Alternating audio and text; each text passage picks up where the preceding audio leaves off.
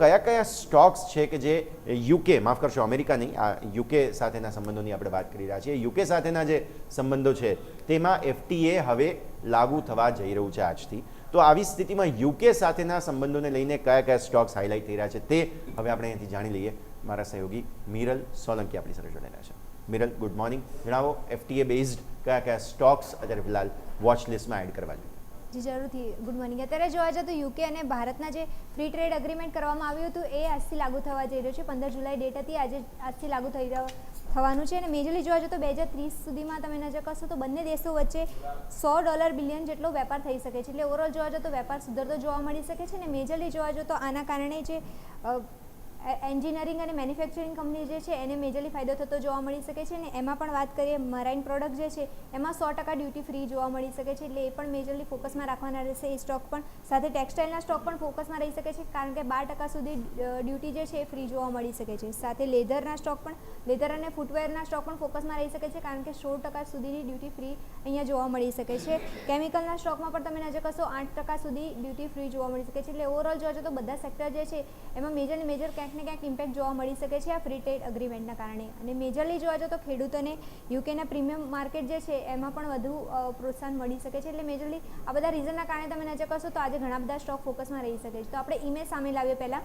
Image 1 આપણે સામે લાવીશું. એમાં પહેલાં નજર કરીશું કે કયા સેક્ટરમાં આના કારણે કયા સ્ટોકને મેજરલી ફાયદો થતો જોવા મળી શકે છે. જેમ આપણે એન્જિનિયરિંગ્સ વાત કરીએ એમાં નજર કરીશું તો ભારત ફોર્જ જે છે એને L&T છે અને કમિન્સ છે, ત્રણે કંપનીઝને મેજરલી આપણે ફોકસમાં રાખવાનું રહેશે, કારણ કે એમને ફાયદો થતો જોવા મળી શકે છે.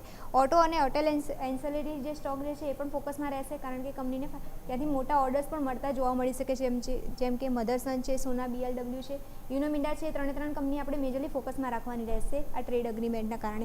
પછી ટેક્સટાઇલ સ્ટોક્સ પણ ફોકસમાં રહી શકે છે. એમાં આપણે વાત કરીએ ગોકુલદાસ એક્સપોર્ટ છે, KPR મિલ્સ છે, અરવિંદ લિમિટેડ છે અને વેલ્સપોન લિવિંગ છે. એ ત્રણે સ્ટોકમાં આપણે જોવા જઈએ તો ફોકસ રાખવાનું રહેશે, કારણ કે એક્સપોર્ટ ઓર્ડર જે છે એમાં વધારો થઈ શકશે, તો એના કારણે કંપનીઝને ફાયદો થઈ શકે છે. પછી વાત કરીએ જેમ્સ એન્ડ જ્વેલરીઝ, એમાં ટાઇટન છે, કલ્યાણ જ્વેલર્સ છે અને લાસ્ટ વાત કરીએ સેમ્કો ગોલ્ડ. ઓવરઓલ જોજો તો આ ત્રણે સ્ટોક ઘણા ટાઈમથી સારા ચાલી રહ્યા છે અને હજુ પણ ટ્રેન્ડિંગમાં રહી શકે છે આ ન્યૂઝના કારણે. એટલે ઓવરઓલ જોજો તો જેમ્સ એન્ડ જ્વેલરી સ્ટોકમાં 3 પણ સ્ટોક ફોકસમાં રાખવાના રહેશે. એ સિવાય બીજો ઇમેજ પણ સામે લાવીશું, જ્યાં પણ ઘણા સ્ટોક છે અને સેક્ટર છે જેના ઉપર આપણે ફોકસ રાખવાનું રહેશે. લેધર્સ એન્ડ ફૂટવેર સેગમેન્ટ જે છે એમાં પણ આપણે જોવા જઈએ તો ફાયદો થતો જોવા મળી શકે છે. મેજરલી જે એક્સપોર્ટ જે છે એમાં વધારો થતા જોવા મળી શકે છે. એના કારણે આ 3 સ્ટોક આપણે મેજરલી ફોકસમાં રાખવાના રહેશે. સાથે વાત કરીએ સ્પેશિયાલિટી કેમિકલ્સને પણ ફાયદો થતો જોવા મળી શકે છે. એના કારણે PI ઇન્ડસ્ટ્રીઝ છે, SRF છે, હિમાદ્રી સ્પેશિયાલિટી છે અને આરતી ઇન્ડસ્ટ્રી છે. આ 4 સ્ટોકને પણ આપણે ફોકસમાં રાખવાના રહેશે, કારણ કે આના કારણે કંપનીને પણ ફાયદો થતો જોવા મળી શકે છે. સી ફૂડ્સ પણ ફોકસમાં રહી શકે છે, જેના કારણે અવંતી ફીડ છે અને એપોક્સ ફ્રોઝન જે છે એમાં પણ મેજરલી મોટું એક્શન જોવા મળી શકે છે. એગ્રીમેન્ટના કારણે ઓર્ડર્સ છે વધારો થતો જોવા મળી શકે છે અને કંપની નફાકારકતા જે છે એમાં પણ વધારો થઈ શકે છે. અને લાસ્ટ વાત કરીએ એગ્રી અને ફૂડ જે પ્રોસેસ કરતી કંપની જે છે એ પણ ફોકસમાં રહી શકે છે. એમાં વાત કરીએ LT ફૂડ છે, KRBL છે, એમાં પણ મેજરલી ફોકસ રાખવાનું રહેશે. તો આ બધા સ્ટોક છે સેક્ટર વાઇઝ અને સ્ટોક વાઇઝ આપણે નજર કરીશું તો ઘણા બધા સ્ટોક છે જેની પર આપણે ફોકસ રાખવાનું રહેશે, કારણ કે આજે ફ્રી ટ્રેડ એગ્રીમેન્ટ જે છે આજથી લાગુ થઈ જઈ રહ્યો છે, જેના કારણે આ બધા સેક્ટર અને સ્ટોક ફોકસમાં રહી શકે છે.